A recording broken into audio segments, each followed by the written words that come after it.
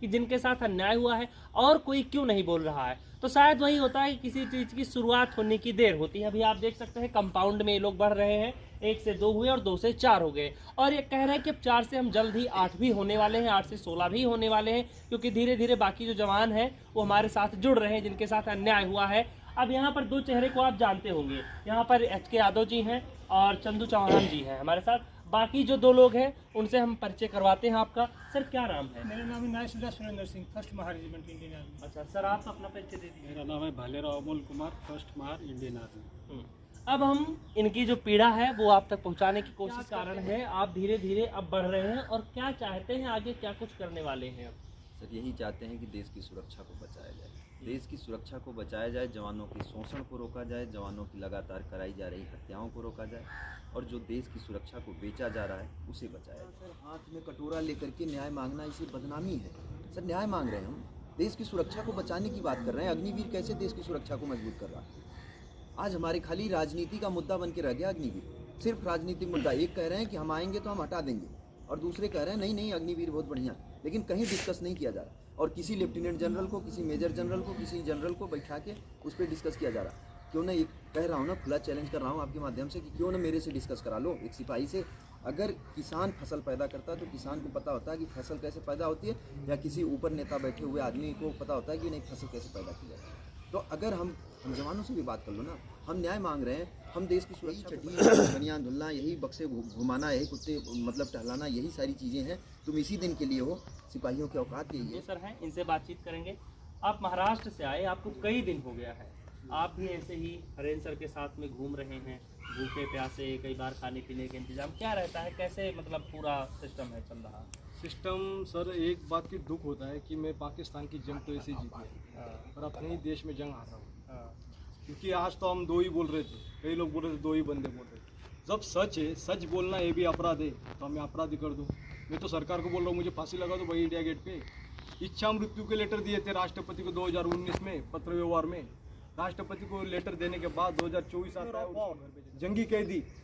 लेकिन बाहर जितने खबरें हैं, लोगों ने सर्च किया होगा, लोगों ने सर्च किया होगा कि भाई चंदू चौहान के साथ क्या हुआ। हर जगह यही देखने को मिल रहा है कि आप जंग में नहीं गए थे। जी जी बिल्कुल, आप ऐसे ही घुस गए थे। आप वही तो मैं बता रहा हूँ। AK-47 राइफल, 180 राउंड, ये देखो PM साहब क्या बोलते हैं। साल 2016 में आज की रात 28 सितंबर की रात सर्जिक हुई। और उसी टाइम सुनो, ये कैसे माना जाए कि उस स्टाफ गए थे, उसके पहले या उसके बाद नहीं गए थे?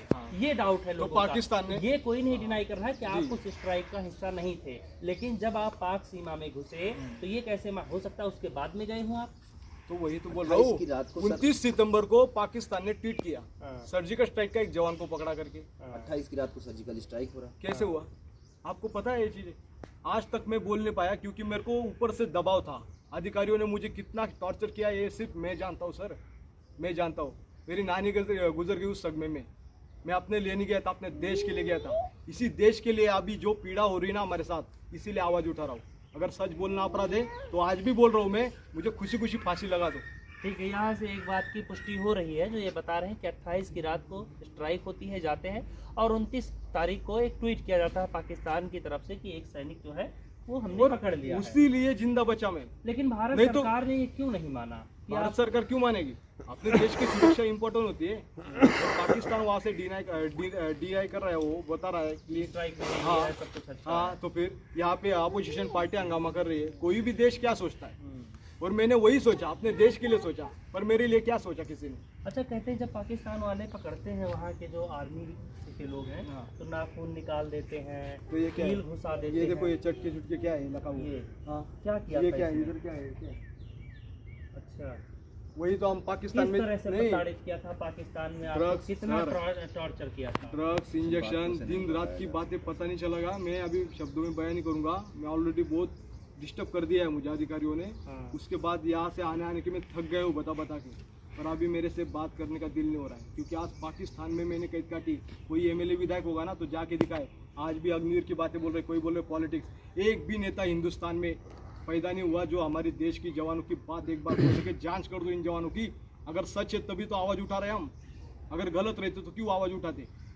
आतंकवादी तो है नहीं एक लेकिन देश लोगों में। को कहीं ना कहीं आप भरोसे में नहीं ले पा रहे हैं। आपके पीछे 2-4 लोग और खड़े होने चाहिए, आपके समर्थन सर में आने वही चाहिए। तो आप जगह जगह घूम रहे वही हैं। तो बोल रहा हूँ, जो आवाज उठाएगा सेना में वो सीधा नौकरी से उसको मुझे फांसी लगा देंगे, या मेरे परिवार का मैं 15 महीने का बच्चों को मार डालूंगा गला घोट के, मेरी पत्नी को भी मार डालूंगा और मैं भी मर जाऊंगा। तब सरकार बोलेगी ठीक है अभी इसकी जांच कर लो, अपने देश के लिए बदला ले जाना। और अपनी जो सर्जिकल स्ट्राइक की बड़ी बड़ी इसमें यहाँ पे जो राजनीति चल रही है, रक्षा मंत्री जी वहाँ से ट्वीट कर रहे हैं कि अग्निवीरों को हम कर रहे हैं, उनका बच्चा गया इतनी नौकरी करता है, 35,000 पेंशन ले रहे हैं फिर भी आवाज उठा रहे हैं। 35,000 पेंशन ले रहे हैं फिर भी आवाज उठा रहे, क्यों? क्योंकि वो देश की सुरक्षा चाहते हैं। जिस तरह आतंकवादी हमला अंदर घुस रहे थे, जब जेशो साहब ने आवाज उठाई, आप बड़ी गर्मजोशी से मिले, अभी क्या सोचते हैं? नहीं उन्होंने ट्वीट नहीं किया, हमारा ट्वीट करना चाहिए था, मुझे आशा थी, पर उन्होंने बोला जब मिले तब बहुत अच्छी बात की थी। उन्होंने बोला सर हम बताइए क्या करेंगे आपके देश के लिए, कुछ करना चाहते जवानों के लिए जो करेंगे। उन्होंने फोटो खींचा, बाइट ली, पर ट्वीट नहीं कर पाए। पर ऐसे ही तमाम नेताओं को मिली, कोई भी हिंदुस्तान में एक भी नेता बोलने रहा है। इसलिए हम अभी महाराष्ट्र जा रहे हैं, महाराष्ट्र में हर नेता को पूछने, यहाँ राजनीति चमकाते जवानों के नाम पे, वही जवान आज हिंदुस्तान को बचाने के लिए, हिंदुस्तान की सुरक्षा बचाने के लिए आवाज उठा दिया है और मैं लड़ूंगा। चलिए बहुत बहुत धन्यवाद। तो देखिए सभी नेताओं से मिल रहे हैं, लेकिन कहते हैं ना कि नेता बनने का जो सबसे पहला गुण होता है वो झूठ इतना सफ़ेद बोलो कि सामने वाले को पता ना चले। जब भी ये मिलते हैं किसी भी नेता से तो वो इतनी गर्मजोशी से मिलते हैं और ऐसे लगता है लोगों को कि बस शायद यही वो नेता है जो हमारी आवाज़ को बुलंद करेंगे। लेकिन समय बीतता है, 1 दिन 2 दिन 5 दिन 10 दिन और कोई भी खबर देखने को नहीं मिलती है कि उन नेता ने इनके बारे में कहीं जिक्र तक भी किया। शायद उनके लिए वो एक बुरे सपने की तरह होता है कि इनसे मिलते हैं और भूल जाते हैं। फिलहाल इन दोनों के बारे में आपने सुन ही लिया क्या कुछ कहते हैं। अब हम बात करेंगे बाकी के जो हमारे दो सर हैं उनसे। ये देखने को मिलेगा आपको अगली वीडियो में। वर्कर काम करते हैं। लेकिन 2 वीडियो में आपने देख लिया होगा कि हमने चंदू सर से और हरेंद्र सर से बातचीत की थी। अब हम बात करेंगे नायब सूबेदार सुरेंद्र सिंह से। सर बहुत बहुत स्वागत है आप। बहुत बहुत धन्यवाद आप लोगों को। आपको देख आपकी हम पीड़ा और जो बातें हैं वो हम आपकी लोगों तक पहुंचाएंगे, लेकिन उससे पहले जो काफ़ी लोगों के मन में ये सवाल होगा कि ये 2 लोग देश को बदनाम करने के लिए, सेना को बदनाम करने के लिए कम थे कि आप और इनके साथ शामिल हो गए। मैं आपको सबसे पहले ये बताना चाहता हूँ कि मैं बहुत शर्मिंदा हूँ। आज एक सेना का नायब सूबेदार होते हुए, राष्ट्रपति रैंक बोला जाता है इसे, मैं अपने 3 सिपाहियों के साथ इनके बीच में कैमरे के सामने खड़ा हूँ। बहुत बड़ी ऑर्गेनाइजेशन है, बहुत बड़े बड़े अधिकारी हैं, थल सेना अध्यक्ष है, डिफेंस मिनिस्टर है, प्रधानमंत्री है, राष्ट्रपति महोदय है, सारी जगह लेटर भेजे हैं। और इतना सीरियस इशू है कि जो नीचे की सेना में करप्शन, जवानों का शोषण, उनको मरवाना, बहुत कुछ प्रताड़ना करना, वो छोटी बातें हैं। मैंने क्या देखा तो लाइन ऑफ कंट्रोल पर जब मैं तैनात था, मेरा कमांडिंग ऑफिसर सैनिकों को हटाकर घुसपैठ करवाता था मिलिटेंट्स की, और जब मैंने विरोध किया तो उसने मुझे तुरंत वहाँ से आउट कर दिया और मुझे लगातार आउट रखा। फिर जान से मारने की कोशिश की गई और बाद में जब मैं नहीं माना, मैं उसके हुक्म का अवहेलना करके अपने घर आ गया। फ्रॉड डॉक्यूमेंट बना के पेंशन ग्रांट कर दी है।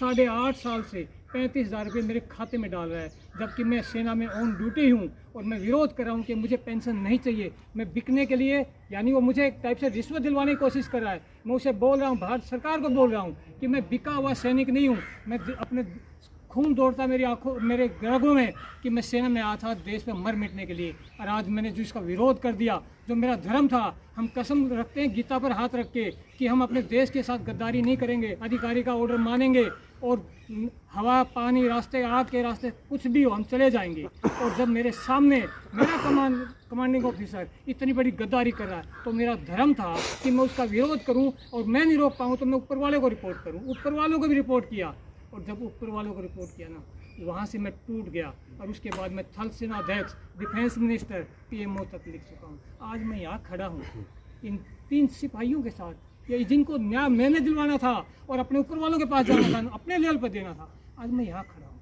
आपने 2-3 चीज़ें कही, एक एक करके समझते हैं। पहला आपने ये बताया कि सैनिकों को हटा के क्या जी बता रहे थे? सैनिक को उसको थोड़ा आप- विस्तार मैं से मैं- सरल जी, भाषा मैं में सरल भाषा में बताता हूँ। लाइन ऑफ कंट्रोल पर यानी हमारे बॉर्डर पर सैनिक तैनात होते हैं दुश्मन को रोकने के लिए, सिंपल रोकने के लिए। तो एक कमांड अधिकारी हमारे ऊपर सुपरविजन करता है कि उसके अंडर कमांड हम रोकते हैं। तो बॉर्डर पर तैनात होते हैं। तो उस अधिकारी ने क्या किया, वहाँ पर से कुछ लोग जानकारी लेने के लिए करते हैं, हमारे साइड भी। तो वो मेरा कमांड अधिकारी थोड़ा करप्ट आदमी है, उसने वो उन एजेंट से मिलकर सौदाबाजी कर लिया दुश्मन देश से, और इन्फिल्ट्रेशन कराने के लिए यानी घुसपैठ अपने देश में पाकिस्तान के आतंकवादियों को कराने के लिए जवानों को हटा के घुसपैठ कराई। और वो जो 20 सैनिक हैं उनकी लिस्ट मेरे पास है। मैं भारत सरकार को ये बोल रहा हूँ, अगर मैं झूठ बोल रहा हूँ, मैं फांसी का फंदा अपने गले में खुद डालना चाहता हूँ, अपने देश के लोगों के सामने डालना चाहता हूँ। वो मैं खुद उसका आई विटनेस हूँ। आप ये कहना चाह रहे हैं कि बॉर्डर पे जहाँ पर 20-25 सैनिक तैनात हैं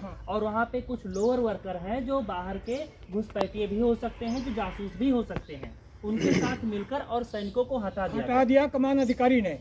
और वो अधिकारी अभी भी सेना में अभी भी सेना में है, वो अभी भी सेना में है। और उसकी रिपोर्ट्स मैं हर दिन ऑफिशियली डिफेंस मिनिस्टर के official mail ID PMO office में भेज रहा हूँ, और थल सेनाध्यक्ष को हर रोज, और बाकी अथॉरिटी ईडी सीबीआई तक को भेज रहा हूँ कि वो करप्शन से भी जुड़ा हुआ मामला है कि आप ईडी सीबीआई देशद्रोह, कितने लोगों पर, पत्रकारों पर केस हो जाते हैं कि वो कमांडिंग ऑफिसर किसके इशारे पर ये सब कुछ कर रहा है। तो क्या ये वो पैसों के लिए कर रहा यहाँ है पर या- संदिग्ध क्या हो रहा है, जब मैं उससे ऊपर वाले को बोला, जब उन्होंने मेरे को ही दबाने की कोशिश की, तो मुझे फिर आज मैं बोल रहा हूँ क्या पुलवामा, क्या उड़ी, उसलिए हुआ था। क्या ऊपर से ऑर्डर है ये चीज करने के।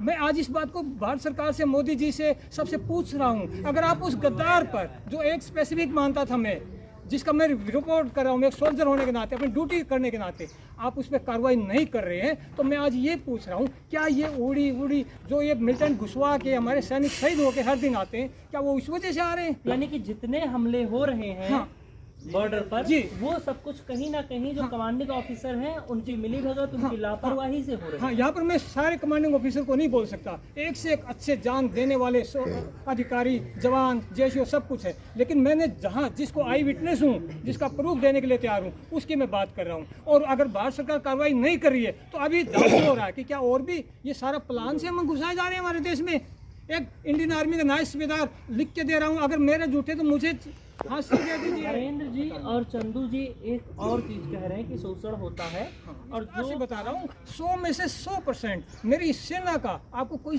ड्रेस में जवान मिल जाए ना, एक अगर डिनाई कर दे तो हम सब कुछ छोड़ देंगे, यानी हम अपने आप को पूरा गलत मान लेंगे जिन गद्दारों से हम लड़ रहे हैं। ये 100 में से 100% शुद्ध बोल रहे हैं। अग्निवीर का बता दिया, कहने का मतलब देखो हमारे पर्सन पीड़ा हमने झेली है, जो मैं झेला। शोषण का बताइए किस तरह का शोषण होता है? शोषण ये होता है कि जवानों की बोले लग जाती है। यहाँ पर बॉर्डर पर 10 लड़के तैनात हैं, वहाँ पर उस मोर्चे पे एक एसओपी होती है, स्टैंडर्ड ऑपरेटिंग प्रोसीजर, यानी 10 जवान अगर इस मोर्चे पे नहीं है तो इसका मतलब खिलवाड़ हो रहा है सुरक्षा के साथ। वहाँ पे 7 रख दिए जाएंगे, 3 कहाँ रख दिए जाएंगे, आपका जूता घिसने के लिए, अधिकारी का जूता घिसने के लिए, उसके घर में। जय हिंद, वंदे मातरम। भारत माता की वंदे।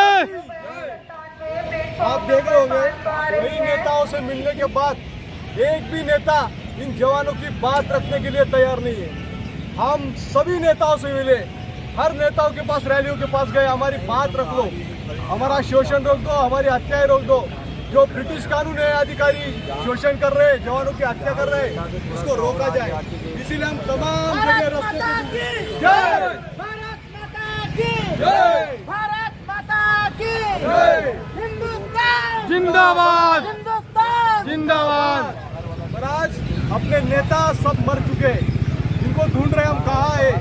राजनाथ सिंह को मिलने गए थे, उन्होंने वर्दी उतार दी, उसके बाद उनको फिर दोबारा गए थे एप्लीकेशन देने, और हमको न्याय की भीख नहीं मिल रही है। हम न्याय चाहते हैं, न्याय।